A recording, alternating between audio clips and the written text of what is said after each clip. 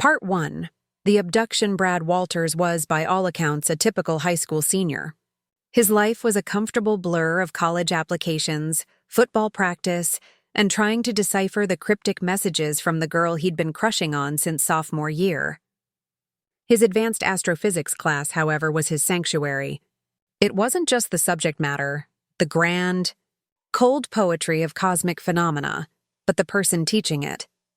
Dr. Emily Larson was 28, with a mind that moved at light speed and a passion for the universe that was utterly contagious. To Brad, she was more than a teacher. She was a glimpse into the person he wanted to become.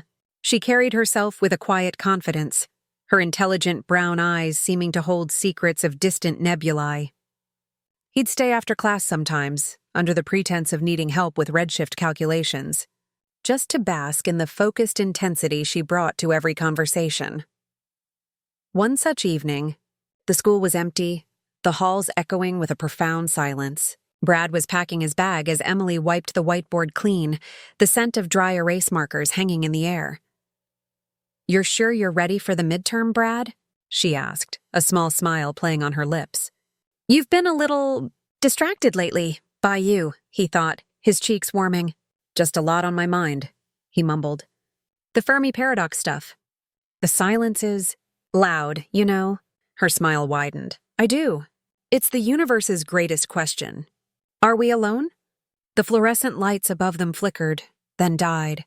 A low, resonant hum filled the room, a frequency that seemed to vibrate in their bones rather than their ears. The windows, which should have shown the parking lot lights, were pitch black. "Power outage?" Brad said, his voice unnaturally loud in the sudden quiet. Emily moved to the window, her brow furrowed. "No, the stars are gone." Before either could process this, a light, blindingly white and cold, engulfed them. A sensation of being pulled, twisted through dimensions they didn't have names for, and then nothing. Consciousness returned slowly, painfully. Brad awoke on a cool, seamless metallic floor. The air was sterile, smelling of ozone and something faintly metallic. He pushed himself up, his head throbbing. Emily was lying a few feet away, stirring. "Dr. Larson?" he croaked. Her eyes fluttered open, wide with disorientation and fear. "Brad, where are we?" The room was circular, with curved walls that glowed with a soft, ambient light. There was no visible door, no windows, no furniture. It was a cell, but one of impossibly advanced design. A section of the wall shimmered and dissolved, and two figures entered. They were tall, over 7 feet, with slender, graceful limbs and skin the color of mother of pearl. Their faces were elegant but alien, with large, liquid black eyes that held no discernible emotion. They wore simple, form-fitting silver suits. One of them spoke, its voice a melodic, synthesized sound that seemed to form directly in their minds. "You are specimens of Homo sapiens. You have been selected for the Genesis Protocol." "Selected for what?" Emily demanded, her teacher's authority returning despite her terror. "You have no right to kidnap us. We demand to be released." The alien's head tilted. "Release is not a variable in this equation. Your species is on a path to self-annihilation. Your emotional volatility, your capacity for love and connection, is your only saving grace, yet you suppress it in favor of conflict. You must remember your prime directive." "And what's that?" Brad asked, stepping slightly in front of Emily in a protective gesture. "Continuation. The forging of new life through profound emotional and physical union. The protocol will facilitate this." A panel slid open in the wall, revealing 2 translucent orbs filled with a shimmering blue liquid. "You will drink. It will prepare your bodies for compatibility and enhance empathic resonance." "We're not drinking that," Emily said firmly. The second alien raised a slender hand. A wave of invisible force slammed into Brad, pinning him to the wall. He cried out, a strangled sound of pain and shock. "Compliance is not optional. The alternative is neural dissolution. Your choice is binary, procreate or perish." Tears of frustration and fear welled in Emily's eyes. She looked at Brad, his face contorted in pain, and then back at the impassive aliens. They weren't just captors. They were scientists, and she and Brad were lab rats. Stop. Let him go. I'll do it, she whispered. The force released Brad, and he slumped to the floor, gasping. The orbs floated towards them. With a trembling hand, Emily took one. Her eyes met Brad's, a silent apology in them. He saw her fear, but also a fierce, protective resolve. He took the other orb. The liquid was cool and tasted like nothing he'd ever experienced, a flavor of electricity and starlight. It slid down his throat, and almost immediately, a warmth spread through his body.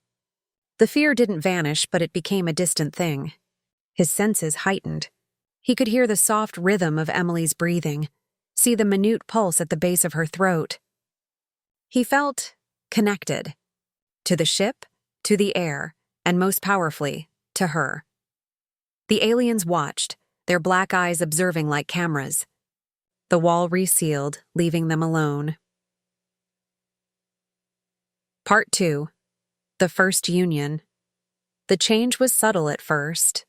The sterile room seemed to soften, the light warming to a golden hue. Brad looked at Emily, truly looked at her, not as his teacher, but as a woman.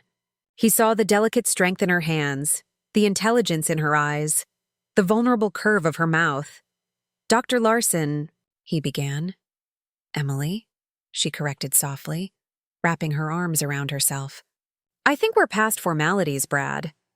Emily, he said, and her name felt like a revelation on his tongue. I'm so sorry.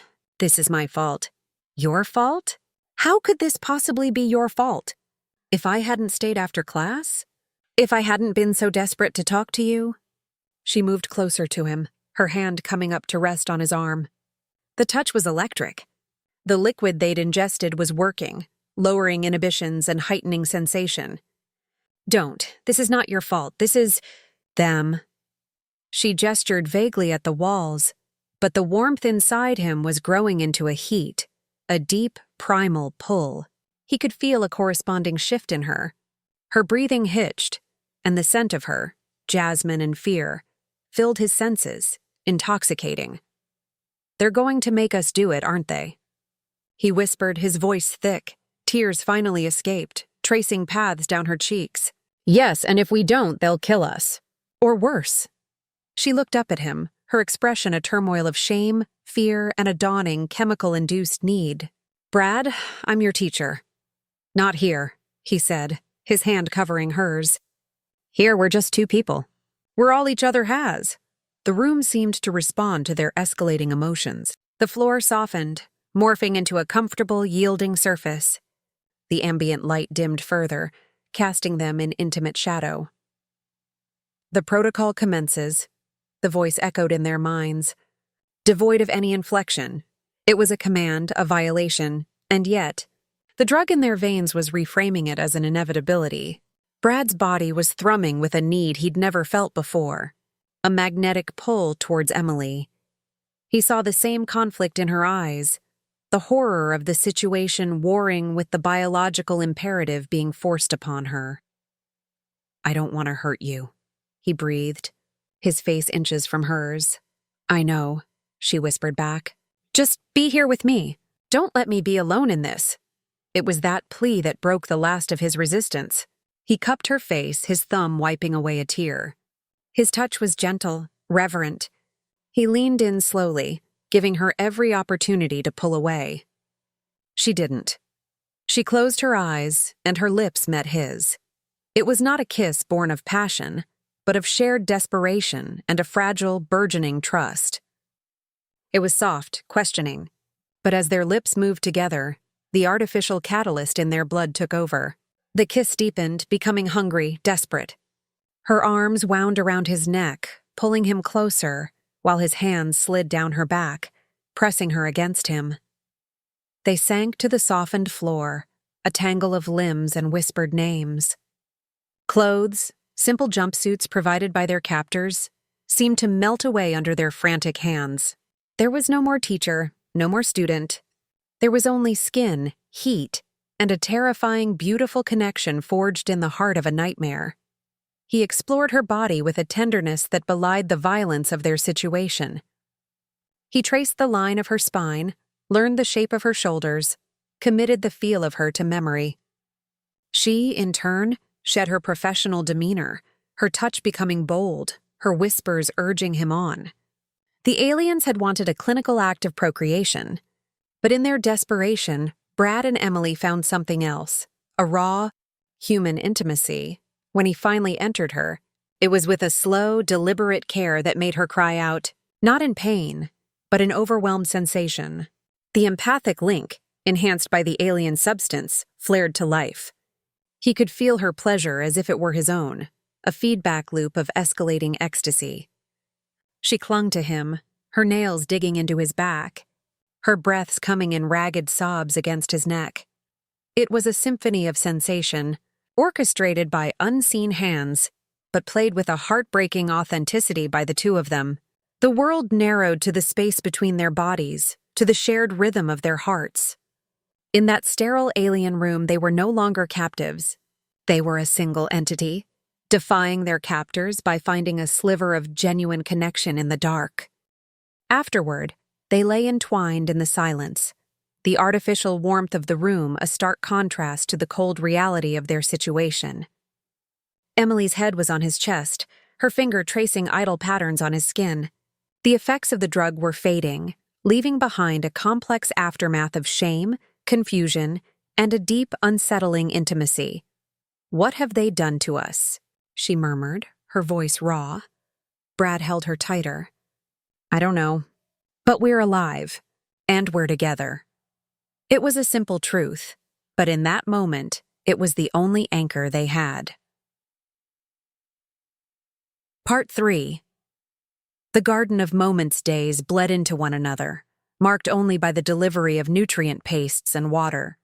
The aliens were constant, silent observers, their presence a chilling reminder of their purpose. The protocol was repeated. Each time, the same blue liquid was administered, forcing their bodies and emotions into a state of heightened receptivity. But a change was occurring. With each enforced union, the artificial catalyst seemed to work in tandem with something real growing between them. The shame began to recede, replaced by a conscious choice. The act itself started to transform from a violation into a language. During the long, silent hours between, they talked. They shared stories. Brad told her about his parents' divorce, his dreams of being a pilot, his quiet life that now felt a universe away. Emily spoke of her PhD, her failed engagement, her love for teaching and the loneliness that came with being the young, brilliant professor everyone admired but no one truly knew. He was no longer the bright-eyed student. He was a man, resilient and kind in the face of horror. She was no longer the untouchable teacher. She was a woman, vulnerable, strong, and beautiful. One cycle, as they had come to call them, was different. The aliens provided the orbs, but as Brad took his, he looked at Emily. The drug was already warming his blood, but his words were his own. "Emily," he said, his voice steady. This time it's for us, not for them." Her eyes, already glazing with the chemical influence, sharpened with understanding. She nodded slowly, a tear of a different kind, one of gratitude, escaping. For us. That time their lovemaking was different. It was slower, more deliberate. It was filled with whispered words of affection, with lingering touches that spoke of care, not just craving. He worshipped her body with his hands and his mouth, learning what made her gasp and sigh. She guided him, her confidence growing, showing him the depths of her own desire. The empathic link was no longer a terrifying invasion. It was a bridge, allowing them to feel the love and tenderness blossoming within each other's hearts. It was the moment their forced copulation became making love. Afterward, as they lay breathless and tangled, she turned to him, her eyes clear and full of a terrifying, wonderful emotion. "I love you. Brad Walters," she whispered. He felt the truth of it resonate in his very soul. He kissed her, a deep, sealing kiss. "I love you, Emily Larson. I think I have since the first day of astrophysics." It was a confession that would have been impossible in their old world. Here, in this alien zoo, it was their salvation. Weeks turned into what felt like a month. One day, the wall dissolved. But the aliens did not enter with the orbs. Instead, they gestured for them to follow. Hesitantly, hand in hand, they stepped out of their cell for the first time. They were led to a vast, breathtaking chamber, a biodome under the alien ship's hull. It was a garden, but unlike any on Earth. Silvery trees with leaves like stained glass wept glowing dew, and flowers pulsed with soft bioluminescent light. The air was sweet and warm. In the center was a small, clear pond. Your biology requires environmental stimulation for optimal fetal development, the voice stated. This habitat is yours. It was a gilded cage, but a cage nonetheless. Yet for Brad and Emily, it was a paradise compared to their sterile cell. They spent their days exploring the garden, talking, and solidifying the bond that had been born in darkness. Their lovemaking continued, but it was now entirely their own, a joyful, passionate exploration of their love, free from the immediate threat of the blue orbs, though always under the silent, watchful eyes of their captors. It was here, with her head in his lap under the soft light of an artificial moon, that Emily took his hand and placed it on her stomach. It was still flat, but there was a new firmness there. I think it worked, Brad, she said softly. I think I'm pregnant. A torrent of emotions flooded him, awe, terror, and a fierce protective joy so powerful it stole his breath. A new life. Their child. Conceived in captivity, but born of the love they had forged against all odds. He leaned down and kissed her stomach, then her lips. Then we'll protect them. Together, we'll find a way home. Part 4. The Reason and the Rebellion. Emily's pregnancy progressed. The aliens became more attentive, their monitoring more frequent but less intrusive. It was during one of these examinations, a harmless scan with a floating crystalline device, that Brad finally broke the silent treatment they usually gave their captors. Why? He asked, staring directly at the tall being. Why us? Why do this? The alien regarded him for a long moment. We are the Aevitans. Our species achieved perfect logic millennia ago. We shed emotion, deeming it a flaw.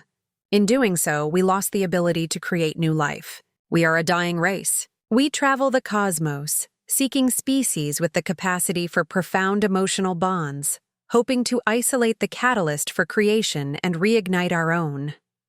Emily sat up, her hand protectively over her belly. So you're not trying to save us from annihilation. You're trying to steal from us what you lost. A crude but accurate summation. The bonding between you two is anomalous. It exceeds predicted parameters. The love you have generated is a variable we did not fully account for. It appears to be the key, not merely the act of reproduction. It is the key, Brad said firmly, putting his arm around Emily. And you can't steal it. You have to feel it. The Aevitan was silent for a long time. We are analyzing the data. The revelation changed things. They were no longer just subjects. They were templates. Their love was the very thing these cold, logical beings were desperate to understand. It gave them a strange kind of power. One day, the ship shuddered violently. Alarms, silent but visible as pulsing red lights along the walls, flared to life. Their garden habitat remained stable, but through the transparent dome of the ceiling, they saw streaks of light, other ships, smaller and more aggressive, attacking their captor's vessel. The Aevitans who attended them moved with a new urgency. In the chaos, an opportunity presented itself. Brad remembered the layout of the ship from their initial walk to the garden. He knew where the control room was, or at least where he guessed it would be. This is our chance, he said to Emily. While they're distracted, Brad, we can't. The baby. We have to. If this ship is destroyed, we die with it. If we're captured by whoever is attacking, who knows what happens to us? To our child. She saw the resolve in his eyes and nodded. Hand in hand, they ran from the garden, moving through the curved, glowing corridors. They encountered few Aevitans, all of whom were focused on the battle. Using his knowledge of the ship's design, a byproduct of his astrophysics mind, Brad found a small, auxiliary control room. It was empty. On a console, a holographic star chart was displayed. He recognized their own solar system. "Can you operate it?" Emily asked, her voice tight with fear and hope. "I can try." He began touching the interface. It responded to his touch, the logic of its design not so different from human computers, just infinitely more advanced. He found what he was looking for, a life pod bay. Suddenly, the door hissed open. The lead Aevitan stood there, its inscrutable face turned towards them. But it made no move to stop them. Instead, it pointed a long finger towards a different corridor. "The attackers seek our genetic archives. They will take you. Your unique genetic and emotional signature would be a great prize. You must leave. You're letting us go?" Emily asked, stunned. "The data is collected. The experiment is concluded. The variable love cannot be replicated in a laboratory. It must be lived." "We miscalculated." The Aevitan's head tilted. "The offspring. It will be unique. A bridge. Protect it." It gestured again, more urgently. "That way. The escape pod is pre-programmed for your world." Without another word, they ran. They found the pod bay, a row of small, sleek vessels. One of them was open, its interior glowing. As they climbed in, the entire ship lurched again. They strapped themselves in just as the pod ejected, shooting out into the silent, star-dusted blackness. Part 5. Home. The journey back to Earth was a blur of star lines and silence. The pod handled everything, a tiny speck of life returning to its point of origin. They landed with a gentle bump in a field just outside their town in the early hours of the morning. The world was exactly as they had left it. The grass was wet with dew, the air smelled of earth and rain, and in the distance the lights of the high school glowed. It was terrifyingly normal. Their return was a media sensation, of course. 2 missing persons, a teacher and a student, returning with a wild story of alien abduction and no physical evidence beyond Emily's undeniable pregnancy. The pod had self-destructed moments after they exited, leaving no trace. They were met with skepticism, concern, and a million questions. But they had a story ready, a concoction of amnesia and being held in a remote location. It was flimsy, but it was all they had. The authorities, lacking any other explanation, eventually closed the case. The real challenges were on Earth. Brad was still technically a student. Emily was still his teacher. The baby growing inside her was a testament to a relationship that was, in the eyes of the world, forbidden and criminal.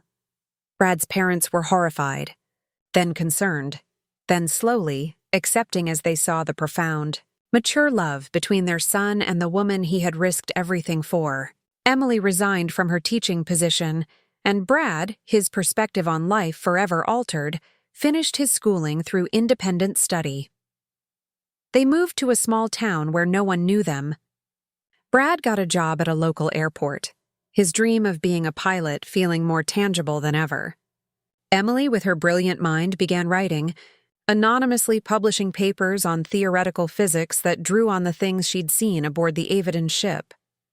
One evening, 6 months after their return, they were lying in their own bed, in their own home. The moon shone through their window, a familiar, comforting sight. Emily was heavily pregnant now, her body rounded with their child. Brad had his hand on her belly, feeling the powerful kicks of their son. "Do you ever think about them?" Emily asked softly. "The Aevitans?" "Every day," Brad admitted. "They kidnapped us. They violated us, but they also gave me you. In the strangest, most horrible way possible. They gave me a life I never dreamed of." She turned to face him, her eyes luminous in the moonlight. "They didn't give it to us, Brad. We built it. In that room, in that garden. We chose to love each other. That was always our choice." He leaned in and kissed her, a kiss full of memory, passion, and a future they had fought for. It was a deep, consuming kiss that spoke of shared trauma and triumphant love. His hands roamed her body, not with the desperate hunger of the cell, but with the familiar, worshipful touch of a husband who knew every curve and contour of his wife. They made love slowly, tenderly in the quiet safety of their home, a world away from the sterile alien light. yet forever connected to the experience that had bound their souls together. Part 6. Starlight born, the birth of their son. Leo was a violent, beautiful, and perfectly human affair. He had Brad's eyes and Emily's smile, but when the doctors ran the standard tests, they found something remarkable. His cells had a unique mitochondrial structure, and his DNA contained non-terrestrial markers. He was healthy, perfect, but undeniably different. A bridge, just as the Aevitan had said. As Brad held his son for the first time, looking down at the tiny sleeping face, he felt a love so vast it dwarfed even the cosmos. He looked at Emily, exhausted and radiant in her hospital bed, and his heart felt too full for his chest. They were a family. Their story had begun with a terrifying abduction and a cruel experiment. But it had been rewritten by choice, by resilience, and by a love that had bloomed in the most inhospitable soil imaginable. That night, as Brad stood by the window, holding his son and looking up at the stars, he didn't feel fear or anger.